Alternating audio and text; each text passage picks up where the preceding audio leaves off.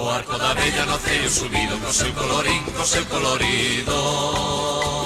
O arco da bella no ceio subido, co seu colorín, co seu colorido. O arco da bella con 7 colores que teñen no ceio beleza de flores. O arco da bella... O idioma é a chave para que abrimos o mundo, o salouco máis feble, o pesar máis profundo. O idioma é a vida, o coitelo da dor, o marmurio do vento, a palabra do amor. O idioma é o tempo, é a voz dos avós, ese breve rosel que deixaremos nós.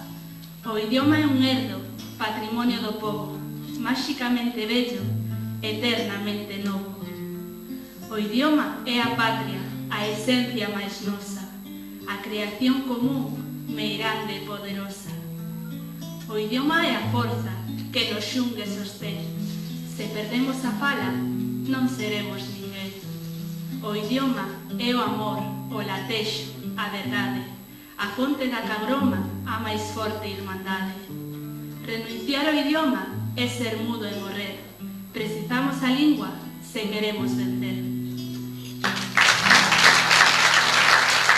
E temos con nos hoxe aquí a Miguel Anxo Martínez Coello. Un aplauso para ele, por favor, Miguel Anxo.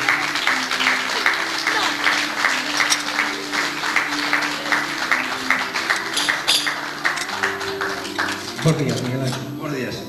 Bueno, pois, me gustaría que lle trasladases un pouco todo o proxecto, non? De Manuel María. Dixeches antes dunha entrevista que ti coñeciches a Manuel María. Entón, que nos traslades un pouco a túa vivencia con Manuel María, en breves palabras, e un pouco en que consiste todo este proxecto de exposición.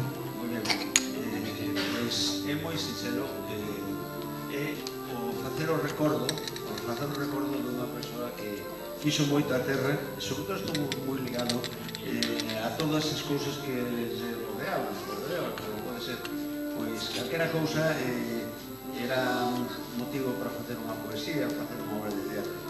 A máis de todo, como era un artista, o Coco non Pino, nós os artistas moitas veces o que facemos é querer cambiar o mundo. Militou, foi un dos principales promotores do povo galego e unha cousa desas que ao final sempre acababan a pau porque ele iba por libre, ele iba unha persoa que sentía moito as cousas.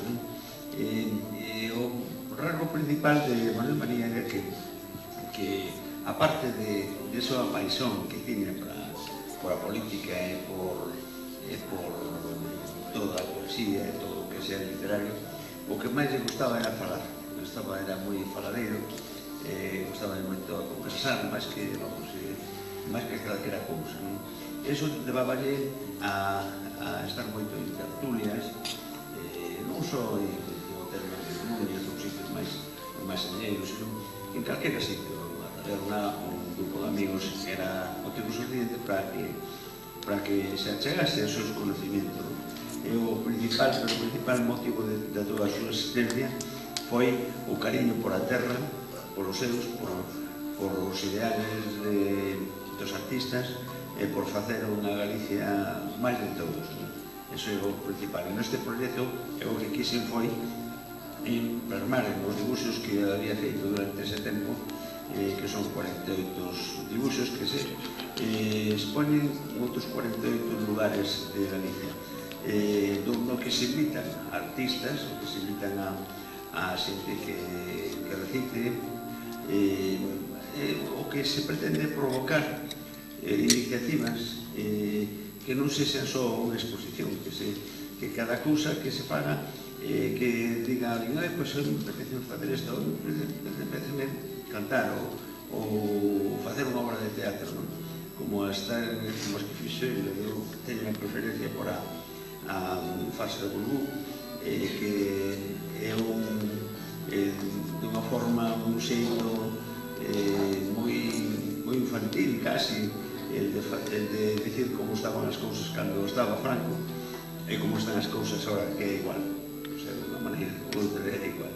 E de alguma forma, pois, ridiculizar todo o que os políticos queren nos botar encima de facernos culpables.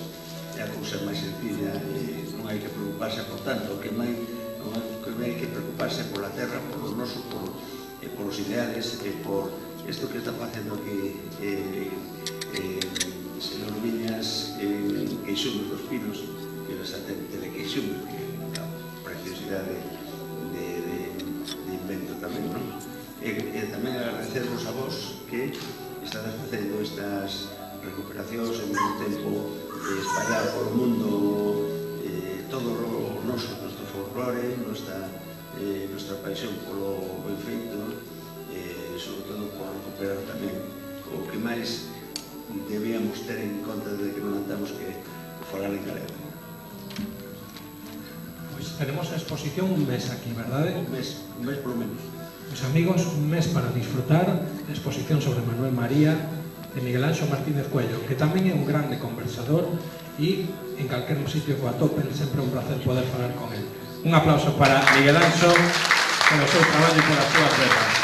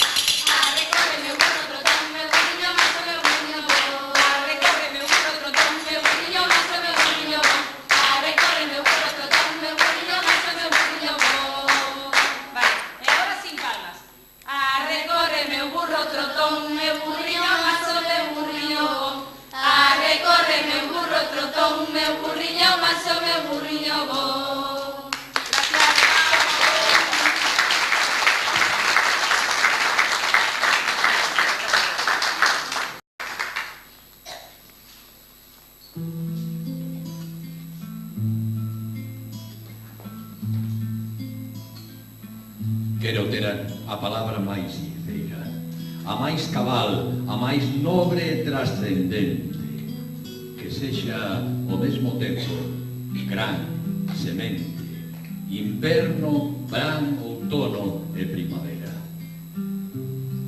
Quero a palabra pura, recendente, fermosísima, nibia, verdadeira, que teña o ritmo varil da muiñeira e a claridade da auga transparente.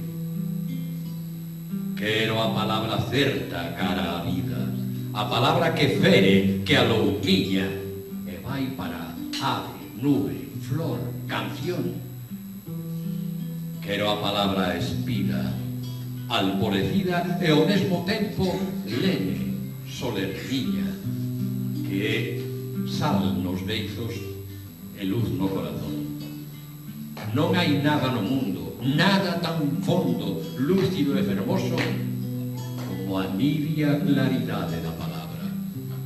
Oh, a palabra, máxico páxaro deslumbrado, floración da vida, sangue caudal e luminoso, maravillosa lembranza do tempo feliz no paraíso, certísima memoria do futuro, un ama ata os límites o impenetrável misterio do silencio, e para defendelo usa a forza poderosa da palabra.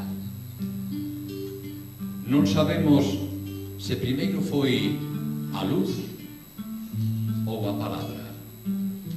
A palabra da luz, a luz da palabra, a palabra sen luz, a luz sen palabra. Mas a palabra ten luz. E pode quizáis acontecer que a luz non ten